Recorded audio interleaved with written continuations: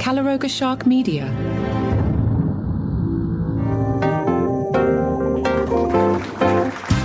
Jimmy Buffett once said, looking for some peace and quiet, hope to see the sun again. And that's me. Wherever I am right now, that's what I'm doing, because it is August 1st, which means I'm starting to panic and count down the seconds until Labor Day. I have to get in all the summer I can. Hi, I'm Johnny Mac with today's Daily Comedy News. Normal episode today. I know I've been doing the deep dives in the summer, but just wasn't feeling anything. I had something sketched out about Andrew Schulz and Theo Vaughn. I just wasn't feeling either one of them. During the week, I came across this clip involving Kevin Hart. It's apparently from 2025, but it had never hit my radar before. He seems to be on Ziwe's interview show, and I had to actually verify that by running the clip through AI. I just saw this clip on the internet, and where is this from? When is it from? AI is telling me it's Ziwe's show from 2025, and this whole thing is weird. She goes after Kevin Hart for flying private, and Kevin's whole vibe is like, why are you coming at me? And it's just weird. Because for any of these shows, whether it's a big show, The Tonight Show, a guy doing a podcast in his basement, when you have somebody on as your guest, you're not having them on to be a jerk to them. Like, let's just play this out. If for some reason I booked Adam Sandler, now I'm not going to hide from the things. I would steer my interview to being like, dude, you're a really good dramatic actor. I mean, I don't know about Happy Gilmore too, dude, but like, Jay Kelly, you crushed it. That would be my vibe. I wouldn't sit here and just list Adam Sandler movies and tell him he sucks, he sucks, he sucks. You know what I mean? So this whole clip with Kevin Hart, his face is like, what is even happening? Why are you coming at me? And I just thought it was interesting and wanted to share it. So here's Kevin Hart being attacked. You climate criminal. When was the last time you flew commercial? 17 years ago. Shut! I had to get the date. I didn't want to give you a false date. I had to get the date right. And I said, what is the day? And I thought about it 17 years ago. All of you are complicit, by the way. Sick, disgusting, evil people. I don't understand why that's a bad thing. What am I doing wrong?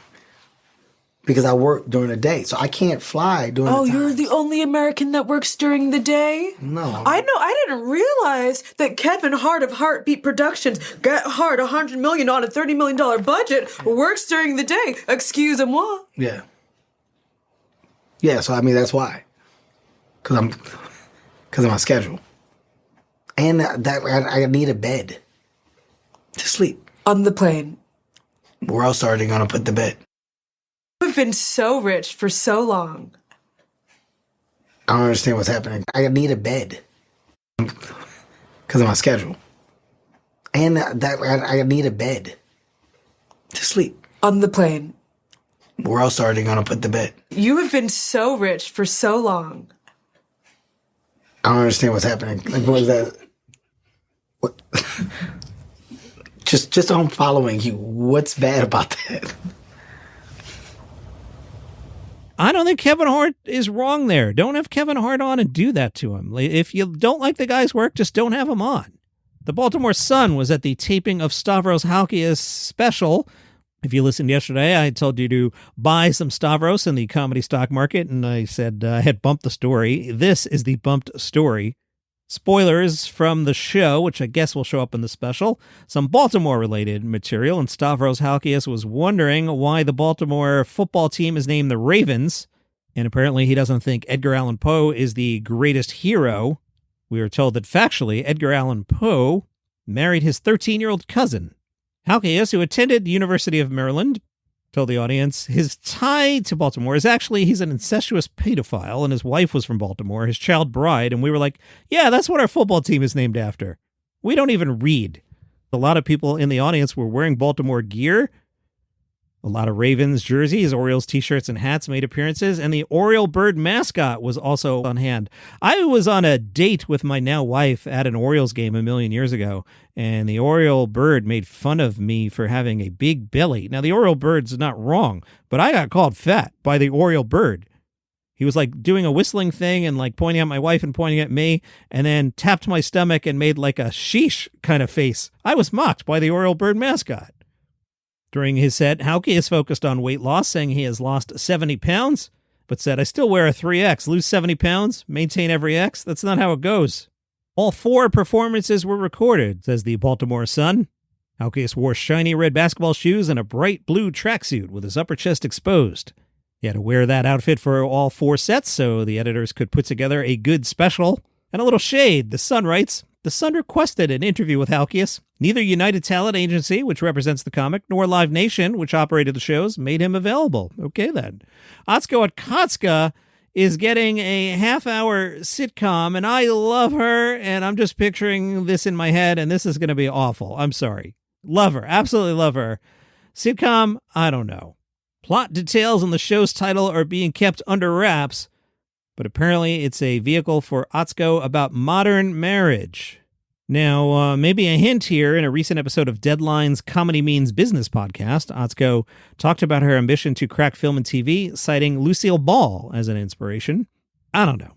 Maria Bamford got profiled by The Hollywood Reporter. Maria Bamford told them, the most important thing, I like myself. I'm proud of my work. I'm not for everyone. I'm not a crowd pleaser. Talked about her own struggles. I started going to Al-Anon with the 12-step program for how to deal with alcoholism because I had a hard time with show business where it's, we love you, shut up, go away, can't remember your name. She keeps doing her act to stay above water, writes The Hollywood Reporter. Maria said, people have eyes on me if I start talking too fast and have some crappy ideas, or if I'm talking like, what if I walked into a bus? There's something about the communal sharing that's just great. You can go see a comedy or a TV show and the characters talk about something and you go, hey, that was crazy we just watched. What if I had something like that? So it's a representation of the full human experience. Interesting quote here. She says, if I'm not going to do well at the Laugh Factory at a late night spot, I'm going to tank. Oh my God, I have far too many words. A lot of my act is passive aggressive. I'm not clearly stating my point of view. The Guardian profiled Mary Beth Barone. She called her Netflix special Galaxy Brain one of the most meaningful milestones of her career so far. So many of the goalposts have changed for comedians with the internet, but the one constant is the hour-long special with an esteemed network or streamer. With the special, it feels like you've achieved something pretty rare, and they're betting on you. Again, be proud, celebrate. I don't know if a Netflix special is rare these days. Not everyone gets them, but, it's not the rarest thing. But yeah, be proud. Barone says, comedy has become increasingly polarized. There are people who want to make a cash grab, or there's nothing they could do that would make their audience turn against them. She was talking about the bro podcasters here. It's genius if you think about it. It's creating a space where you can say anything and do anything, and you'll never be held accountable. The Guardian writes, she's particularly horrified by the rise of Andrew Schulz, the self-styled everyman doofus, whose flagrant podcast series cultivates a machismo-fueled atmosphere of casual racism and sexist views, and who invited Trump on for a cozy chat ahead of the 2024 election, said your letters to The Guardian. Mary Beth Barone said, I'd always see him, Schulz, at New York's Comedy Cellar when I was starting out. He was so funny.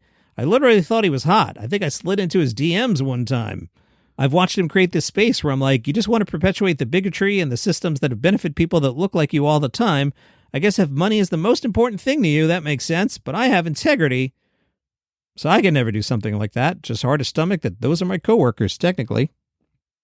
Nice piece about Nick Kroll in The Hollywood Reporter. They tell us the first cancer fundraiser Nick Kroll ever organized was for fictional dogs.